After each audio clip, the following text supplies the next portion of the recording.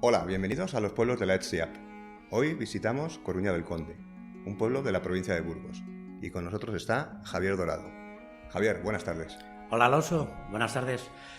Ante todo, darte las gracias por esta oportunidad que nos estás brindando a toda la comunidad de la escuela, de poder dar a conocer nuestros pequeños pueblecitos. Muy bien, muchas gracias. Pues nada, Javier Dorado, del Departamento de Ingeniería Agroforestal, Unidad de Construcción de la escuela. Exacto. Es todo un veterano de la UPM y bueno, yo quería que nos contase un poco su experiencia así de manera resumida, no solamente en la escuela, sino en la universidad. Bueno, el bagaje es largo. Empecé con 17 años, en el año 78, y bueno, empecé a trabajar en la Escuela de Ingenieros de Montes. De ahí tuve una pequeña excedencia, me fui a trabajar a la empresa privada durante 5 años y posteriormente, desde el 95, estoy aquí en la escuela, disfrutando de la compañía de toda esta gente que trabaja en ella. Estupendo. Bueno, antes de seguir con Coruña del Conde, queríamos comentar que Javier en realidad no nació en Coruña del Conde, sino que de allí es su mujer, Conchi. Y bueno, vamos a crear un precedente en el programa de los pueblos de la ETSIAP, pero creemos que no hay ningún problema por esto, porque Javier no solamente va mucho al pueblo, sino que le gusta mucho ir, ¿no? Bueno, de hecho, no es que me guste, me encanta. Un dato que puedo comentarte es que estoy bastante afianzado en la zona y sobre todo en el pueblo. De hecho, es de tal forma que casi soy yo más conocido en el pueblo que mi propia mujer. Hay una pequeña anécdota en la que un día preguntaban por Conchi. Y Conchi, ¿quién es Conchi? ¿Quién es Conchi? Y Conchi resulta que tenían que saber que era Conchi, diciendo que era la mujer de Javi el herrero. La familia de mi mujer son los herreros del pueblo. Han sido siempre su abuelo, su bisabuelo. Entonces ellos son los herreros. Pero Javi el herrero. Muy bien, pues nada, de aquí un saludo a Conchi, que seguro que está encantada con este comentario. Bueno, vamos a empezar con la ubicación del pueblo para centrar un poco a nuestra audiencia. Bien, pues es una localidad que está situada en el sureste de Burgos, a unos 30 kilómetros de Aranda. Justamente donde lo que es el valle del río Arandilla, que es el que transcurre por todo el municipio. Es un paisaje de llanura, monte bajo y colinas bastante redondeadas. Se las conoce como altos o muelas. ¿Qué nos puedes decir sobre la agricultura de tu pueblo? Sabemos que básicamente es cereal, pero bueno, a ver si puedes contarnos alguna cosa más. Sí, efectivamente es cerealista. Se dedica a la gente al cultivo de la cebada, del trigo, también el cultivo de la patata, remolacha, girasol. Otro dato es que el tema del vino está también bastante instaurado, puesto que tenemos 3 bodegas en el pueblo, las cuales son bodegas un poco importantes. Una de ellas es de Príncipe de Viana. Tiene una gran plantación y bueno, la mayoría de la gente lo que hace es su propio cultivo de vid para uso propio y un poco de venta a las otras cooperativas. No son cooperativas, son bodegas. Pero básicamente la mayoría de la gente lo que hace es el cultivo para el uso doméstico. Vale. ¿Qué tal es este vino, digamos, doméstico de...? Bueno, pues ¿qué te voy a decir? El vino en principio es un vino bastante aceptable. De hecho, una de las bodegas que tenemos en el pueblo, que es la de Bodegas Coruña del Conde, están llevando vino a Francia, con lo cual no tiene que ser tan malo. Y todo lo demás es para consumo propio, que hacen las propias familias. Bueno, cambiamos de tema. Había anteriormente ganadería ovina en tu pueblo y también porcina, creo. Cuéntanos algo de... Sí, más que nada lo que era la ovina. De hecho, quedan muchos restos de corrales esparcidos por ahí.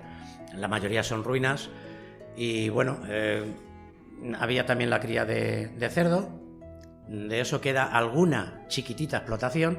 Lo que sí hay ahora instalada en el pueblo es una ganadería de vacas. Vamos, hay unas vacas. No son del propietario del pueblo, pero sí está la finca instaurada en el pueblo. Por lo demás es el consumo propio, las gallinas, algún cerdito, ovejitas, poca cosa. Poca cosa. También había, cambiando un poco, una empresa que se dedicaba a la transformación de la madera. Cuéntanos algo más. Bueno, lleva bastantes años funcionando en la zona, en el pueblo, vamos. De hecho, son gente del pueblo los que la tienen mantenida y, bueno, pues se dedican más que nada a la fabricación de palets. Hacen bastante palets y después, bueno, pues hacen muchas vigas para la construcción. Hay más empresas, de hecho hay una casa rural bastante bonita, por cierto. Está en las faldas del castillo, sí. Y contamos con un bar excepcional, vamos, pequeñito, acogedor, y es la única industria que tenemos en el pueblo. Vale, en cuanto a bares, es el bar que hay en el pueblo, ¿verdad? El único, pero te sirven de todo, vamos. Vale, seguramente que lo pasáis genial allí. Bueno, contar a la audiencia que cuando empezamos a hablar sobre la posibilidad de tener esta charla con Javier, él rápidamente se interesó mucho en hablar sobre historia, ¿no? Porque Coruña del Conde es un pueblo que no es demasiado grande, pero sí que está impregnado de historia, ¿no? Incluso podemos situarnos en la época prerromana, para empezar, y un poco con la cronología, ¿no? Bueno, sí, las nociones que se tienen de Coruña del Conde vienen de la parte prerromana, justamente cuando estaban los asentamientos celtíberos. De hecho, eran los arébacos los que estaban por toda la zona. De ahí viene el nombre de donde deriva ahora Coruña. Venía de la antigua ciudad de Cluniaco, y bueno, ha ido derivando a Cluña, Cruña, y hasta que ahora al final se llama Coruña. Vamos a hablar un poco ya del periodo romano en la zona. Bueno, para seguir un orden cronológico, como decíamos, vamos a seguir con el periodo romano en la zona de Coruña del Conde. Como parte importante hay que destacar que sobre esas supuestas ciudades o asentamientos celtíberos se fundó la ciudad de Clunia. Bueno, es importante porque en el año 68, por ejemplo, es de donde salió para ser nombrado emperador Galba después de la muerte de Nerón. Gracias a eso, la colonia pasó a llamarse Colonia Clunia Sulpicia, en honor a este hombre, a Galba. Posteriormente, durante esos tiempos, se estuvo acuñando moneda, se hizo la construcción del anfiteatro, se hicieron unas termas. La ciudad en general llegó a tomar unos 30.000 habitantes. Hay un dato que no está muy constatado también, que de esa ciudad salió lo que fue parte de la legión de la Legio VII Gemina, que fundó Galba. Salió para ayudar a las legiones que había romanas para conquistar los países galaicos o las zonas galaicas, y en honor a ellos, a esa ayuda que ofrecieron parte de ese ejército, al fundar una ciudad en el noroeste de la península, le dieron el nombre de Clunia, o sea, muy bien, Coruña. Digamos que Coruña desciende de lo que es el topónimo de Clunia. Muy importante, la verdad. Después de esto, bueno, la etapa romana ya no hay mucho más.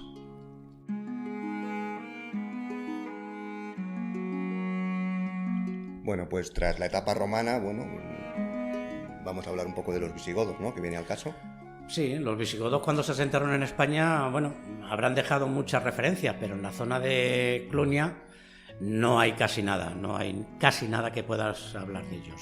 Vale, vamos al año 713. En ese año es cuando las tropas de Tarik entran en la ciudad. Una vez que empiezan lo que es la invasión o el asentamiento de los musulmanes por España, ese es el año en el que entran en la ciudad de Clunia. Bueno, posteriormente el rey Alfonso I de Asturias traslada a todos los habitantes de la zona hacia el norte del Duero, mucho más para arriba, donde supuestamente había más cristianos que nada, y eso se quedó un poquito despoblado. ¿Qué ocurrió? Pues que en el año 912 el conde de Castilla, Gonzalo Fernández, que era el padre de Fernán González, es cuando empieza a repoblar toda la parte esta del Duero, toda la parte norte, y que, pues bueno, pues hacen todas las que son las ciudades de Aza, Clunia y San Esteban de Gormaz como zonas importantes.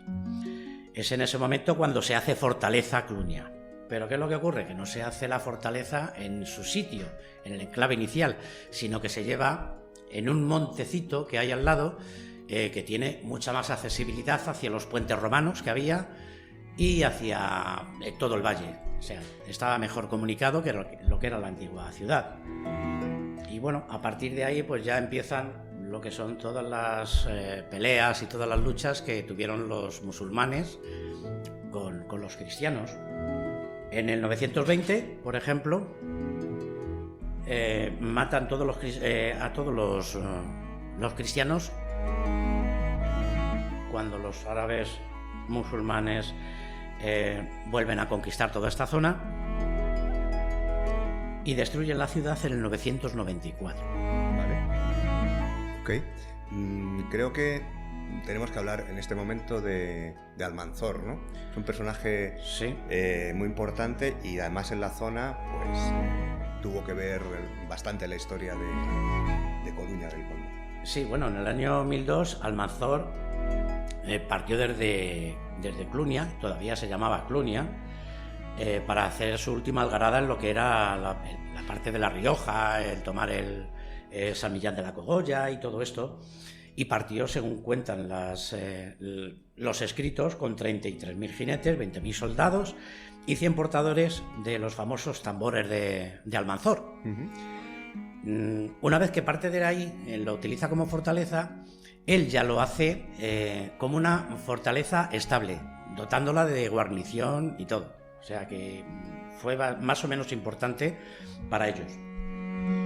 Hay que decir que a la vuelta de esa algarada, las tropas cristianas que estaban por la zona es cuando empezaron a azuzarle un poquito a Almanzor, donde, bueno, hay sitios emblemáticos donde ha habido bastantes luchas, que son, uno de ellos es la zona del Valle de las Matanzas, donde se quiere suponer que es donde empezaron y donde hirieron a Almanzor. Lógicamente Almanzor fue derrotado en Calatañazor. Dicen que fue herido de muerte ahí y que murió en Medinaceli. Sí. Pero realmente donde empezaron a zurrarle fue en lo que era la fortaleza de Clunia, a las faldas de la antigua ciudad romana. Muy bien. Que la ciudad medieval está amurallada, ¿no? Y cuenta con una judería, ¿me contabas? Sí, de hecho era la mayor judería que había en la zona del Duero, de toda la provincia de Burgos. De hecho, vamos, fue tan importante la judería que había mercado, todo. La ciudad estaba efectivamente, como has comentado, amurallada. Ha sido importante por otros temas. El paso del Cid en su destierro. Hay una zona indiscutible que se llama Val de Cid por el mismo tema, porque se supone que las tropas del Cid acamparon ahí por la noche y lógicamente el único sitio de paso que tenía natural por el río Arandilla eran los dos puentes romanos que existían de la época anterior romana. Bueno, más decir de ello, los caballeros del Santo Sepulcro se establecen en la villa, era en el pueblo, en 1128, y se hicieron cargo de la antigua iglesia de San Andrés. Fue villa realenga, en principio. Bueno, fue unas donaciones que se hicieron que al final llegó a manos de la familia Mendoza, en la persona de Lorenzo Suárez de Mendoza, que era hijo del marqués de Santillana, y desde entonces la villa tiene el título del conde, pasando a ser Coruña del Conde. Ya sí se llamaba Coruña en esos momentos. Vale, en ese momento ya, bueno, pues hasta los días, ¿no? Pues, se termina llamando Coruña del Conde. Bueno, un montón de personajes, ¿no? En torno a vuestro pueblo, Almanzor, el Cid, una gran historia que contar aquí alrededor de Coruña del Conde. Y, no sé, por no dar a lo mejor tantos detalles, ir un poco más a algo más general, creo que nos puedes hablar también de la Inquisición, ¿no? Sí, bueno, la Inquisición fue parte importante del pueblo. De hecho, en el rollo de justicia, que hay en muchísimos pueblos de toda Castilla, en este rollo de justicia fueron ajusticiados, bueno, digamos ajusticiados. Efectivamente, solamente fue una persona quemada. De hecho, hay un lienzo que está en la sacristía de la iglesia, en el que están reflejados los 6 señores que pasaron por ahí. Uno de ellos, Juan Cirujano, fue quemado por hereje y apóstata. Los otros 5 fueron cristianizados, por así llamarlos. Muy bien. Bueno, y pasando a otra época, digamos que en el Renacimiento, cuéntanos tú mejor que lo conoces. Bueno, en el año 1508, vamos a dar fechas, pero no, tampoco es tan imprescindible las fechas. Un hijo de la villa, Fray Agustín Gormaz de Velasco, fue nombrado obispo de Popayán, en Colombia. ¿Qué es lo que hizo este señor? Pues bueno, pues este señor estuvo hablando en favor del Inca Tupac Amaru para que no fuese condenado por el rey de las Españas. Este señor dijo que había que decapitar al buen Inca. Entonces, bueno, pues Fray Agustín de Gormaz lo único que pudo hacer fue hacerle y traspasarle al cristianismo. Fue ejecutado, efectivamente. ¿Y qué es lo que más hizo este buen hombre? Pues bueno, siendo obispo estaba viviendo de la pobreza y de las limosnas, porque todo lo que tenía lo donaba a los pobres. Entonces, bueno, es un personaje que había que hacer una pequeña referencia a él, mínima. Ahora mismo estamos en proceso de que se le canonice. Varias intervenciones que se han hecho, se le supone algún que otro milagrito, pero tampoco es gran cosa, pero sí, estamos Estáis en proceso de beatificación, sí, ¿no? Exacto. Vale. Cuando hablábamos un poco, Javier y yo, sobre la charla de Coruña del Conde, a mí es un personaje que me ha llamado mucho la atención, que yo no conocía, bueno, que se llamaba Diego Marín Aguilera, que incluso le han comparado con Miguel Ángel y Leonardo, ¿no? Por todos los inventos los que él trabajó y por esa cabeza privilegiada que tenía, ¿no? Cuéntanos, Javier. Bueno, en principio este señor era el mayor de 7 hermanos y se dedicaba al pastoreo, pero tanto tiempo estar en el monte con las ovejas y las cabras, pues que le daba por pensar bastante. Y sí que pensaba, pero en beneficio de los vecinos. Entonces, ¿qué es lo que hacía? Inventó una serie de artilugios pues, para poder cortar la piedra, para azuzar a las bestias para que andasen, hizo batanes, hizo bastantes cosas, pues todo eso, en beneficio de los vecinos. Pero su mayor tema era que quería volar, o sea, estaba obsesionado con las aves y bueno, hasta que se planteó el poder cazar ciertos buitres y águilas.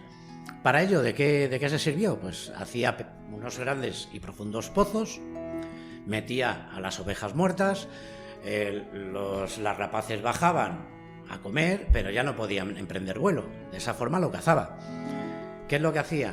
Medía sus alas, cogía proporciones, peso y bueno, inventó un artilugio con movimiento compuesto de algún que otro perno de hierro, maderas, algo de tela y sobre todo plumas.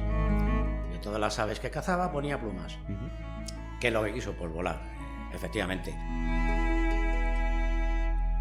Háblanos de aquella noche en la que Diego Marín consigue una cosa que, bueno, le ha dado fuerza a todo lo que es el pueblo y esta figura tan importante allí, ¿no? ¿En qué año ocurrió esto? Esto pasó en 1793.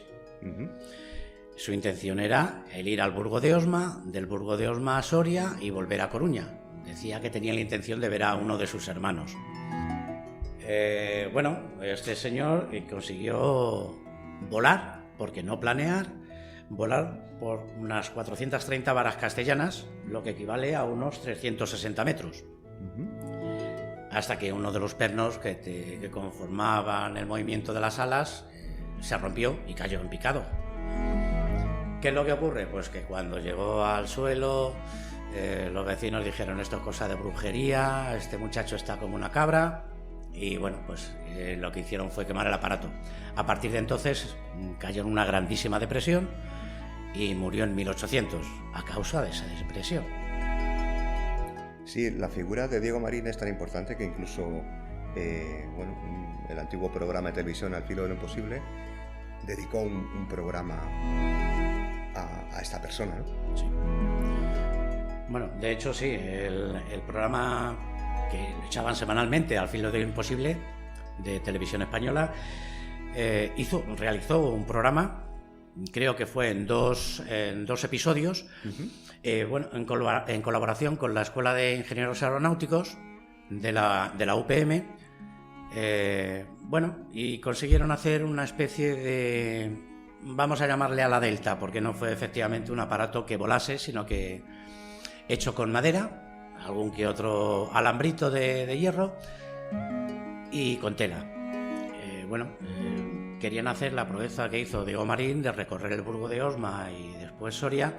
No lo hicieron así, pero sí que consiguieron emular ese pequeño vuelo. Y bueno, ahí está, en la Filmoteca de Televisión. En agradecimiento a la colaboración que tuvieron con el pueblo, hicieron una maqueta igual para poder rememorar lo que ocurrió con lo que ocurrió con Diego Marín. Sí. Entonces, ¿qué es lo que pasó? Que una vez finalizado el programa, quemaron esa maqueta en el centro del pueblo, simulando lo que hicieron los vecinos con el aparato de Diego Marín.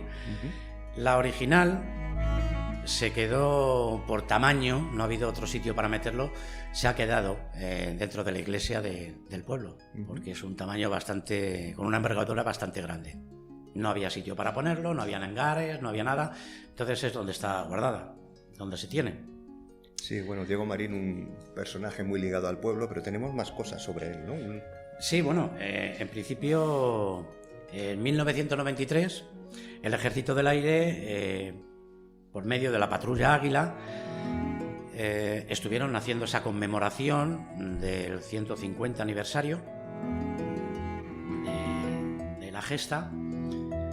¿Y qué es lo que hicieron? Pues bueno, hicieron volar por allí la Patrulla Águila, saltaron los paracaidistas y el ejército en sí donó un avión al pueblo, que ha estado expuesto relativamente hace poco. Era un avión, un caza militar, un Lockheed, y bueno, ha estado ahí durante unos 10 años así y ha tenido que recogerlo de nuevo el Ejército del Aire.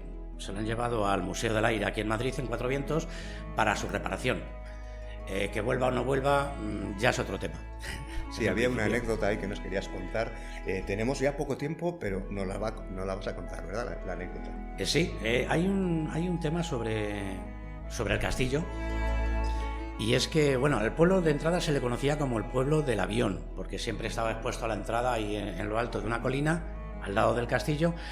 Y sobre el castillo es la anécdota que quería comentar, ¿sobre qué año fue? Sobre el año 2000, por ahí, sí, alrededor del 2000-2001, se puso en venta. El castillo se puso en venta por €1. ¿Qué es lo que ocurría? Pues que se estaba deteriorando, había peligro de desprendimientos de piedras y todo esto, y bueno, pues justamente en esa época llevaba yo la página web y llevaba yo los contactos del pueblo, por así llamarlo. Entonces, bueno, hubo bastantes comunicaciones con gente de todos los sitios, americanos, alemanes, había gente que estaba interesada. Sí. Hay un rumor por ahí, y es que parece ser que Paul Newman quería ser el último señor de Coruña del Conde. Bueno, eso no se ha constatado porque venían como anónimos la mayoría de los escritos. En definitiva, al final parece ser que estaba un señor, un empresario de Palencia, interesado por comprar el castillo por €1, pero con su condición. La condición era que tenían que hacer una reforma y dedicarlo a algo de hostelería. Bien fuese hacer un hotel, hacer un restaurante o algo de eso. Bueno, parece ser que el señor estaba conforme con todos los requisitos que se pedían, y cuando el ayuntamiento empezó a mover papeles y todo esto, se vio que era una cesión de la casa de Alba al pueblo. Apareció un papel en el que pertenecía a patrimonio, que pertenecía al Estado, con lo cual no se podía hacer la venta. Bueno, pues entonces fue una causa muy justificada para exigir la reparación de ese castillo. Bueno, la reparación ha consistido en que ciertas partes del castillo han terminado de quitar piedra y han puesto unos bloques de hormigón. Total, que el castillo no se ha vendido, está ahí, se mantiene a base de hormigón Y se ha quedado la cosa ahí. Y se ha quedado la cosa como está. No se ha podido vender, habiendo gente interesada en poder revalorizar un poco el tema, realzarlo, poner la zona un poquito más importante, por así decirlo. Bueno, sigue estando como está. Bueno, como hay otros lugares de interés también, pues no queremos marcharnos sin, por lo menos, nos cuentes alguna persona que ande por allí que vaya a estos sitios que pues pueden ser agradables de ver, ¿no? Hombre, en Coruña del Conde tienes algunos sitios para ver, indiscutiblemente. Tienes una iglesia que fue empezada a construir gracias al obispo Fray Agustín de Coruña, y bueno, tienes unos puentes romanos exquisitos, tienes la ciudad de Clunia, y después es un centro neurálgico para hacer otros recorridos, digamos. Podemos ir al Cañón del Río Lobos, Sí. podemos ir al Burgo de Osma, podemos ir a Santo Domingo de Silos, pasando por el desfiladero de la Yecla. El desfiladero me recuerda un poco a lo que es el camino de la ruta del Cares. Por esos precipicios y todo esto. No es tan grande, no es tan impresionante, pero es precioso. En fin, tienen muchos sitios para ver. Lerma, Aranda. Vale. Tenemos que hablar algo de las fiestas de Coruña del Conde. Las fiestas más importantes son las fiestas de San Juan, que es ahora justamente el 24 de junio, y otra muy importante que tiene bastante tradición es la de San Martín. Hay más fiestas, San Isidro, pero en concreto la de San Martín es vamos a llamarle la fiesta del carro de leña, que es el 11 de octubre. Bueno, hay actos religiosos también, con verbenas, pero la tradición es bastante singular, y es que los mozos suben con un carro al monte, ahí se dedican todo el día a cortar leña, ramas de pino, de encina, de enebro, y por la noche lo bajan al pueblo. En el pueblo lo descargan ahí los muchachos de la forma que pueden, tiene que pasar por el arco, con lo cual tiene que ir bastante bien ajustado, y se quema por la noche. La tradición, algunas personas en la tradición dicen que esa leña era repartida por los mozos a las personas menos pudientes. Vale, vamos a retomar el nombre de Diego Marín, ¿no? Para hablar de la asociación de vuestro pueblo, que sin duda hace un trabajo muy importante allí. Veíamos hace bastante que los veranos se hacían un poco monótonos y había muchísima gente, muchísimos niños, mucha gente, hijos del pueblo, pero que no viven allí, pero que, bueno, nos desplazábamos allí para pasar el verano. Y bueno, sí, te vas a la piscina del pueblecito de al lado, te vas a donde... Pero en el pueblo realmente no había nada. Entonces, un grupo de amigos, de conocidos y de vecinos dijimos, oye, hay que hacer algo, y en el 1999 nos dio por decir, vamos a hacer una asociación en la que podamos hacer una serie de actividades. Pues con ese fin, en el año 2000, justamente, se creó la Asociación Recreativo y Cultural Diego Marín. Actualmente cuenta con casi 300 socios, y bueno, pues nos dedicamos bastante a actividades que están encauzadas en verano, durante la segunda y tercera semana de agosto, para que puedan coincidir las dos quincenas de vacaciones de la gente. Sí, hacemos bastantes actividades, sobre todo mucha visita cultural. Intentamos hacer siempre un par de visitas culturales. Hemos estado, pues, por ejemplo, en el Monasterio de Piedra, hemos ido a Burgos a ver las Descalzas, el monasterio, hemos visitado las Edades del Hombre cuando se hicieron en Aranda, contratamos grupos de teatro, grupos de música, grupos de danza. Y sobre todo, pues traemos también actividades un poco más lúdicas. Hemos traído los globos estos que llaman prisioneros, que subes en globo, no subes más de 30 metros porque te los tienen amarrados. Hemos llevado una escuela de esgrima, hemos llevado también a unas asociaciones de cazadores de arco para enseñarnos a tirar con arco. O sea, tenemos actividades de todo tipo, sobre todo para los niños y para los jóvenes. Pues claro que sí, un buen trabajo de la Asociación Recreativo y Cultural Diego Marín. Enhorabuena a todas las personas que están implicadas en ello. Y bueno, Javier, tenemos que ir despidiéndonos ya porque no sé si te queda algo importante que decir. Bueno, me queda muchísimo por decir, pero yo creo que tampoco. Lo importante ya está dicho. Lo importante es que el poder transmitir algo de lo que tiene Claro este que pueblo, de lo que ha tenido, lo importante que ha sido y de lo importante que sigue siendo para muchos de nosotros. Sin duda. Bueno, pues sí, se me quedaba en el tintero algo. La iglesia del pueblo de Coruña del Conde. Esto en principio iba a ser una colegiata. Al final se quedó en iglesia porque la financiación fue hecha por el obispo Fray Agustín de Coruña. Al morir este ya dejó de ser financiada, pero bueno, ahí queda lo impresionante que es, las alturas que tiene, todas las dimensiones en general y bueno, comentar que es visitable durante todo el año. Bueno, pues desde aquí un abrazo muy fuerte a todos los clunienses, en especial a Conchi y a los Herrero, y bueno, también darte las gracias y bueno, decir que dentro de poco también te vas a prejubilar, ¿no?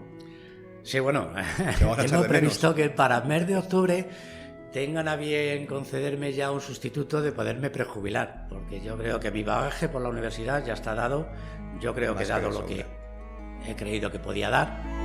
Si alguien requiere o reclama más, que me lo diga, que yo intento no hacerle caso, porque ya estoy más en las Y puertas marcharte que... ya, ¿no? Estoy deseando, lo voy a echar mucho de menos, pero sí, estoy deseando ya tomar un descanso y que tomen la iniciativa las nuevas generaciones que vienen detrás, porque Di que que sí. si no...